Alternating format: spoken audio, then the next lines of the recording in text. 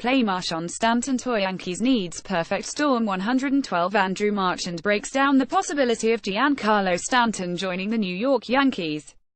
1,121,220 p.m. While the Los Angeles Dodgers have been mentioned as the inevitable fallback option if the Miami Marlins are unable to trade Giancarlo Stanton to St. Louis or San Francisco, they're not the only big-market glamour team that intrigues the National League MVP. A source familiar with the Stanton trade talks said that the New York Yankees are among Stanton's preferred destinations, and that he might be open to waiving his blanket no-trade clause to go to the Bronx. Sources say the Yankees are among slugger Giancarlo Stanton's preferred destinations. App photo Joe Skipper. The new Derek Jeter ownership regime in Miami has spent the past 5 weeks trying to move Stanton, who has a guaranteed $295 million left on his contract.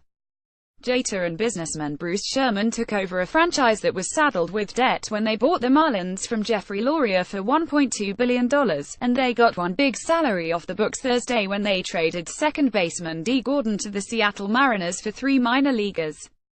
Gordon is owed $37 million in base salary through the 2020 season.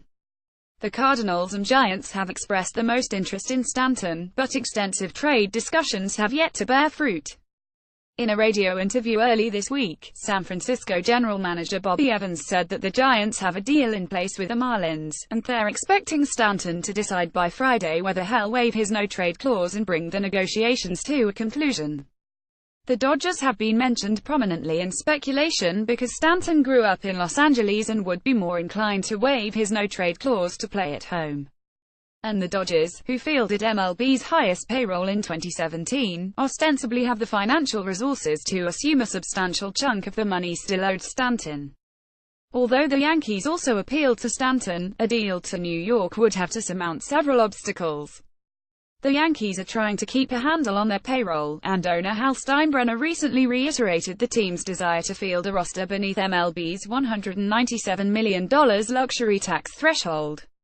"I've said many times, for a number of reasons, it's important for us to get under the cap this year," Steinbrenner told reporters during the MLB owners' meetings in November.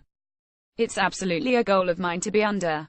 You can have a world championship caliber team and not have a $200+ million payroll, and I think we're finally getting to a point where that's coming true for us, because we've got a lot of good young players on our team. If the Marlins want to find common ground on a Stanton trade with New York, they might have to be prepared to take back some contracts in return." One possibility is outfielder Jacoby Ellsbury, who is owed about $68.4 million through 2020. Like Stanton, Ellsbury has full no-trade protection. Another possibility is third baseman Chase Headley, who will make $13 million in 2018 in the final year of his deal.